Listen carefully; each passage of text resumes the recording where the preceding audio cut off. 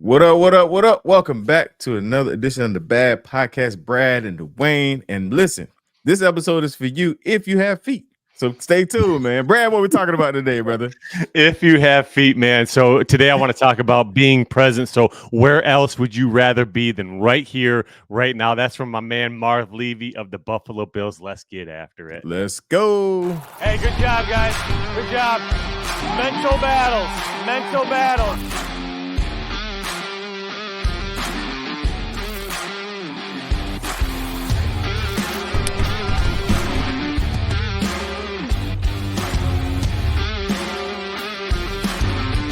Hey, man. Each man for life, baby.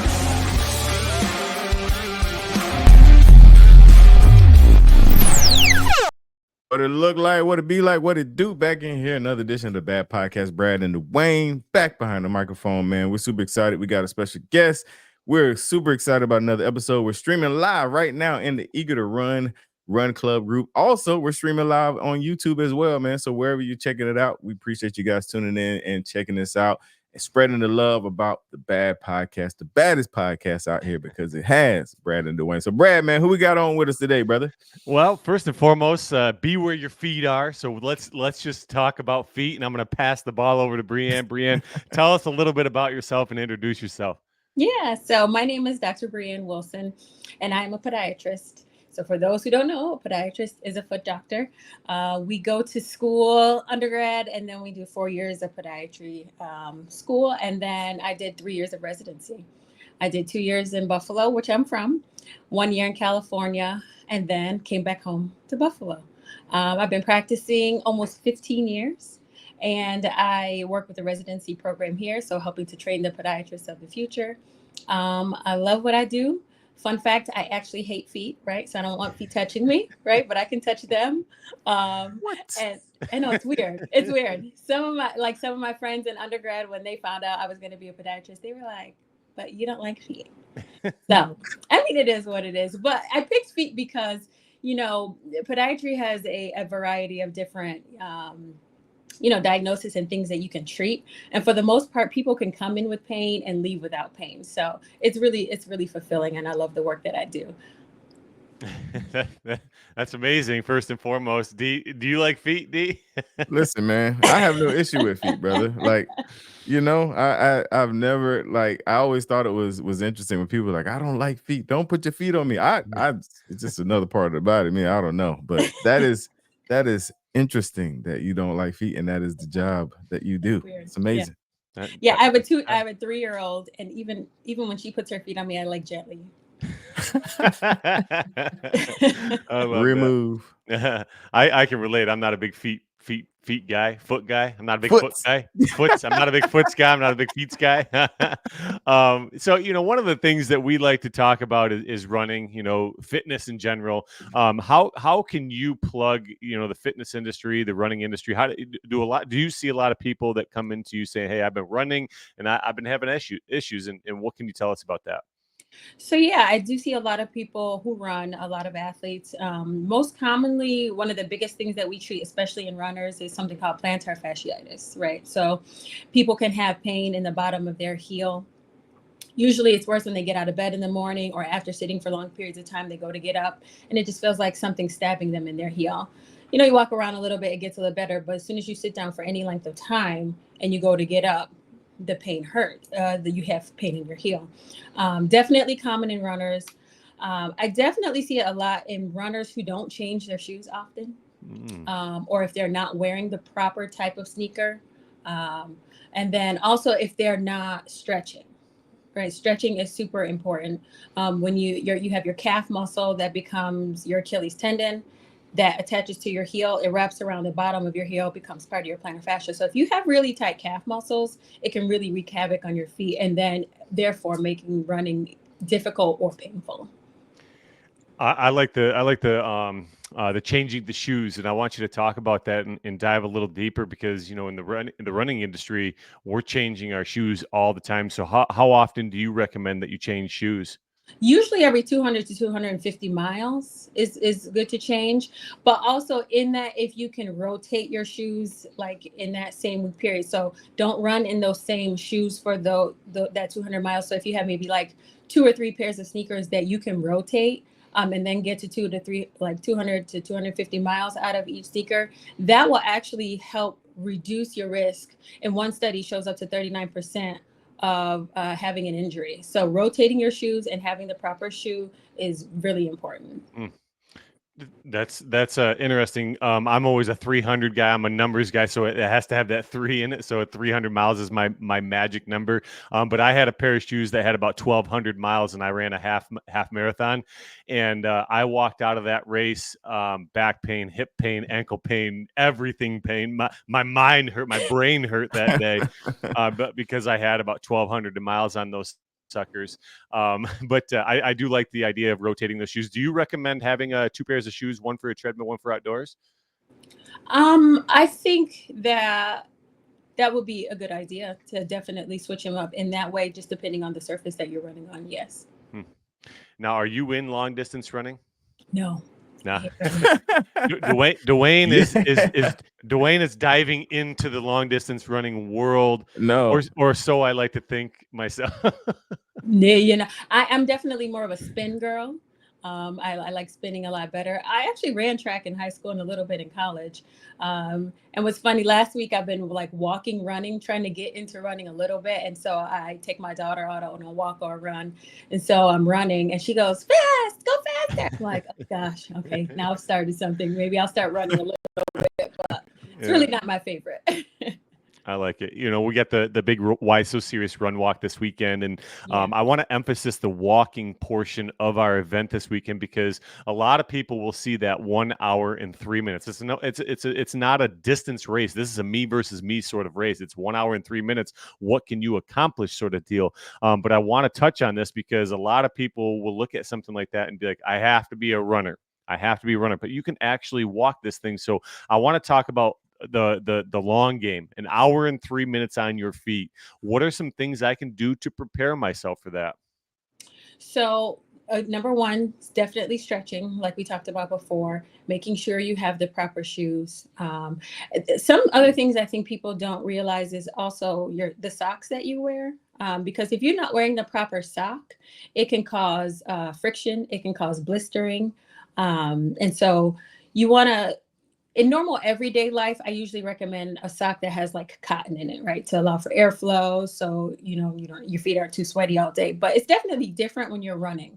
So when you're running, you want a sneaker that either has like a wool blend, like a merino wool, polyester, or nylon, just because it's moisture wicking and it helps to keep the sweat away from your feet. And you want to make sure it's the proper fit, right? You don't want a sock that's too tight.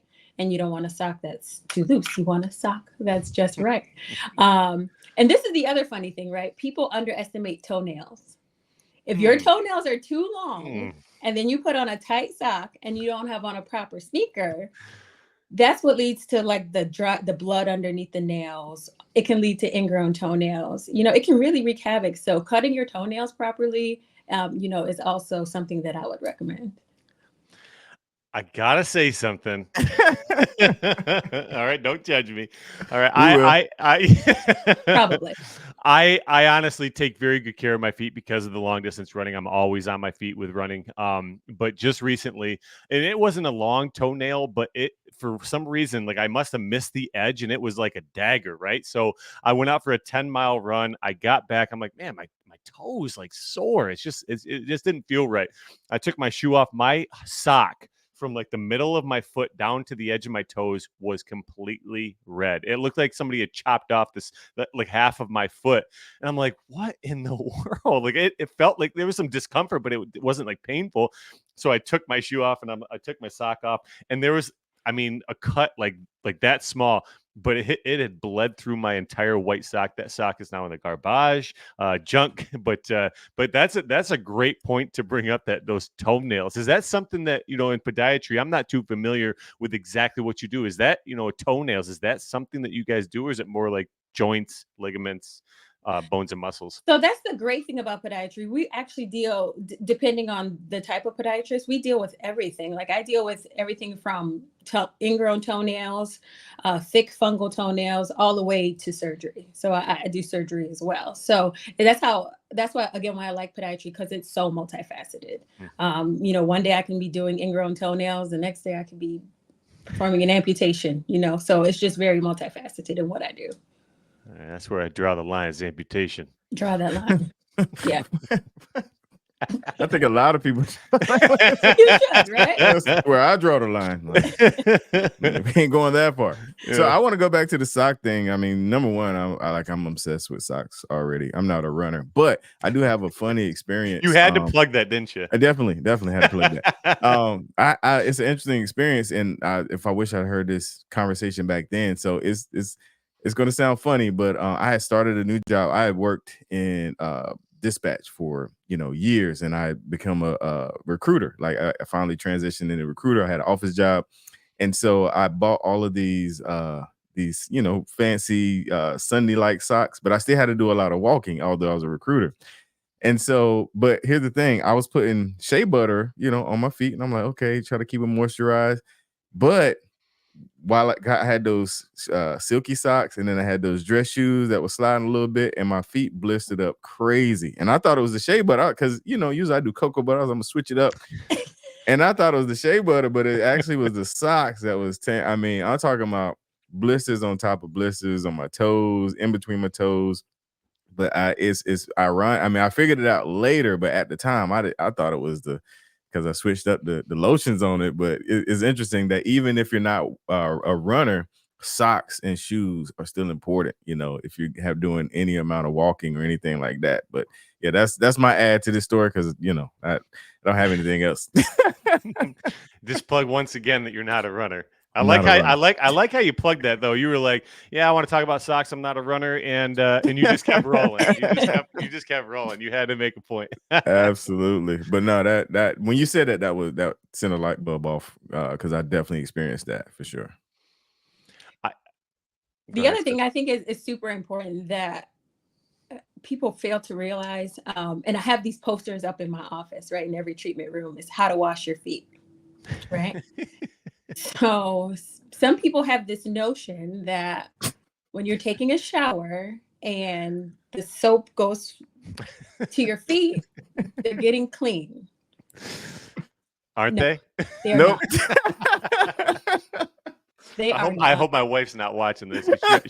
She already knows. You must get down there and wash your feet in between your toes. It's so important. And then when you get out, you have to dry your feet thoroughly and dry between your toes.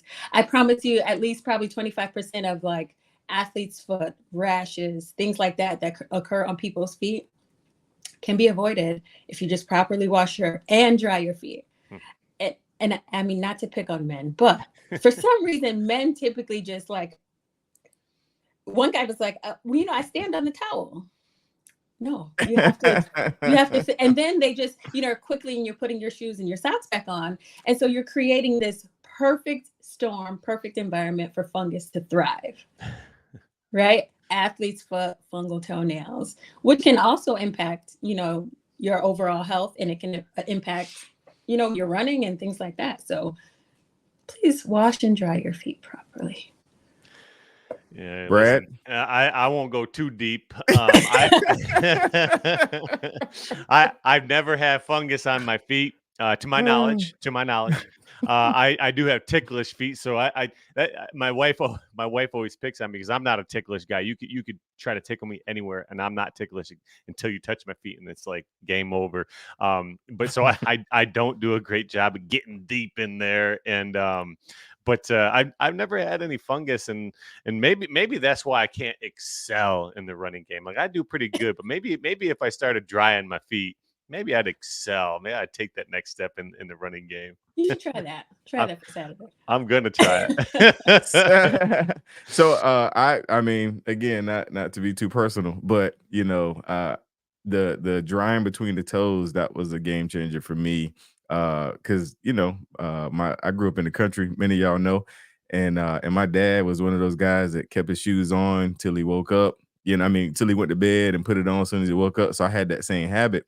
And then I had went and got my feet done, and the lady was like, "Yo, you gotta get between them toes." I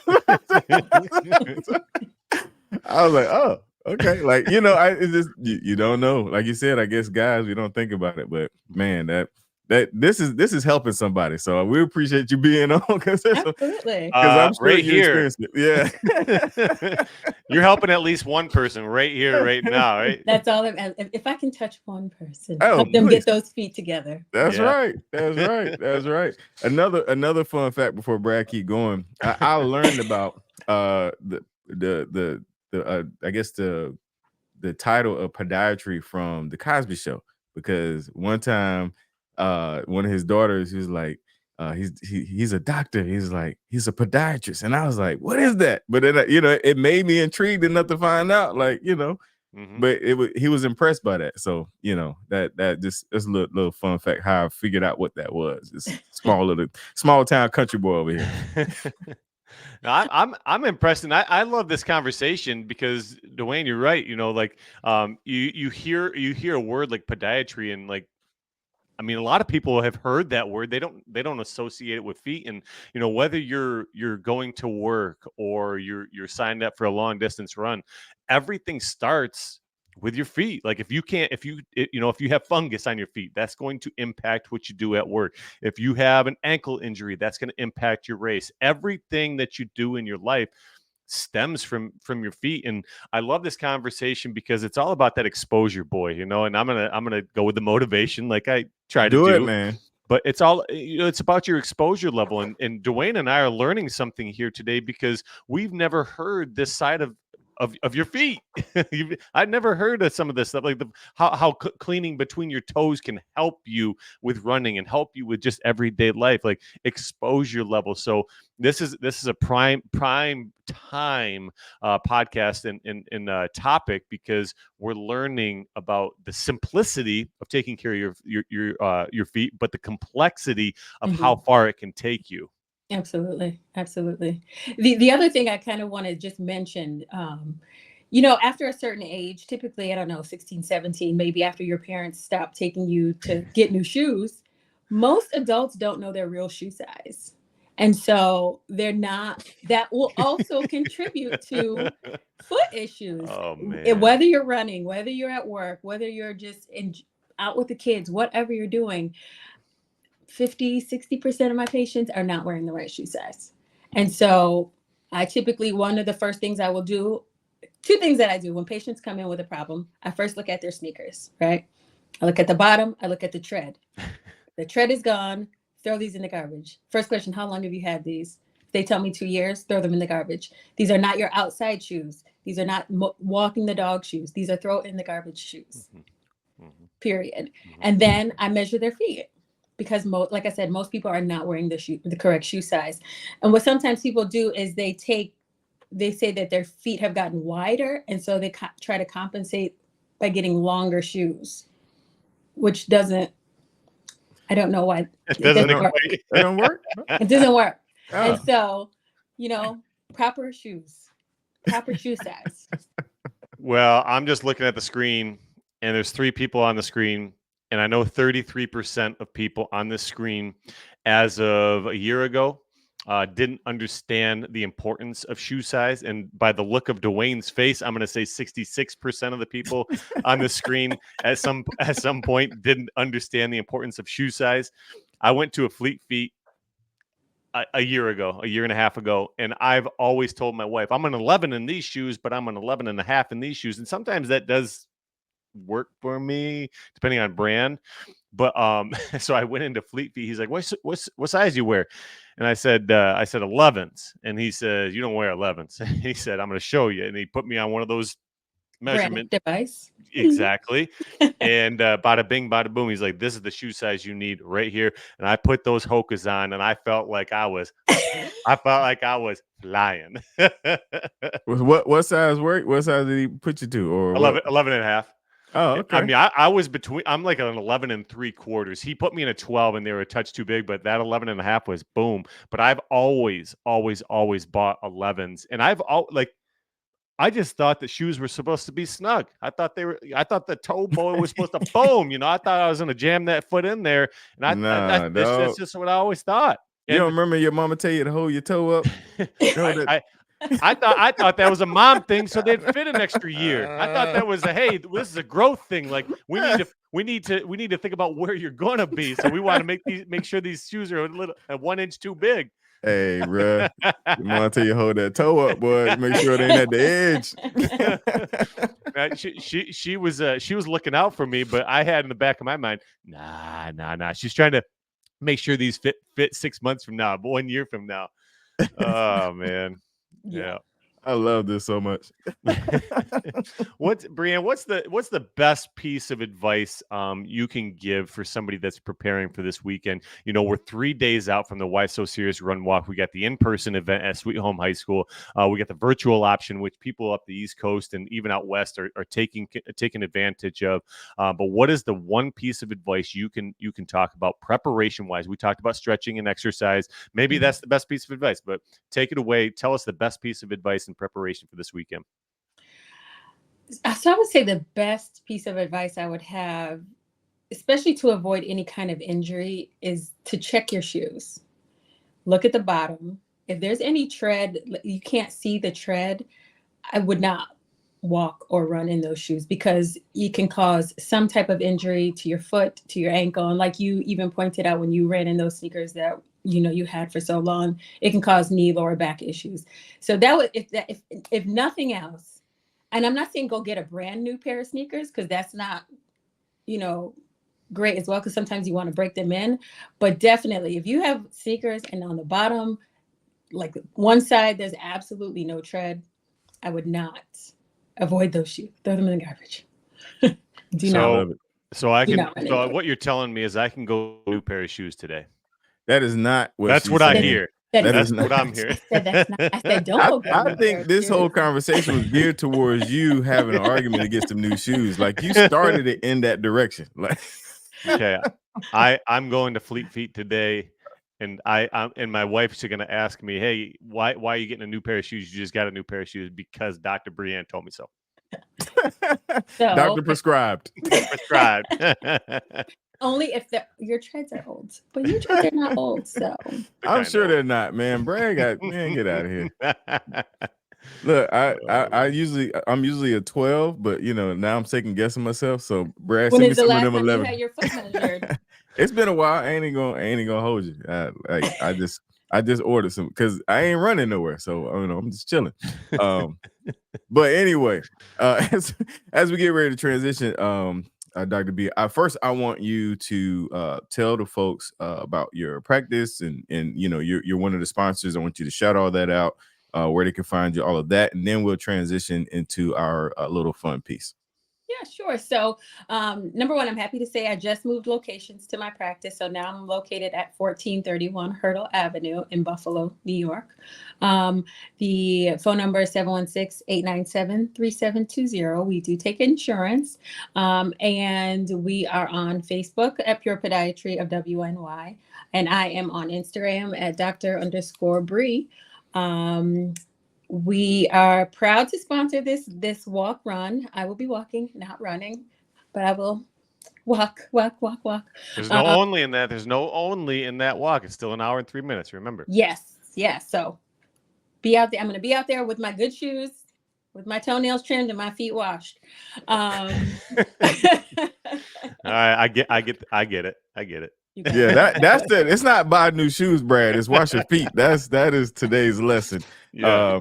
All right, Dr. B. So right here, we're going to do what we call our Do You Know or Did You Know moment. And this is a segment of the show where you share something that you might not have said publicly. You hadn't said it on any of the interviews. This is like a surprise thing that people might not know about you. I'm going to play a short video. I'll give you a little time to think. So it's short. So here we go. The video's over. Hope you got it together. What is the Do You Know or Did You Know moment about you, Dr. B? Oh, let's see. Did you know that I'm married to a sneakerhead who owns over 300 pairs of sneakers? Did not know that, but I mean, it makes sense. Wow. Brad, would you consider yourself a sneakerhead, sir? Yeah. I know you would. I know Yeah. you would. And I I'm got the opposite. yeah. Listen, give me You're, some, you give me some. socks. Oh yeah, socks is my jam. It's way Yeah. cheaper than sneakers. That's why. Maybe that's where I need to switch up directions and go for socks, because shoes they put a dent in my wallet. Yeah. Yes. Yeah. The deep sigh, it lets us know that she agrees. She agrees. Oh yeah, no, that's fire. We appreciate that. We thank you so much for coming on. And even I think somebody on YouTube Live, somebody put in the comments that was very helpful. Need new sneakers. You see, we helping people right now. We're helping Love people that. right now. So we appreciate you guys checking it out live. Those on Facebook. Thank you guys as well. Brad, man, what you got, man? What we closing out with today? Your toes will be always at the end of your feet, but at the beginning of your new journey. Make sure they're clean every step of the way. Get between them toes, baby.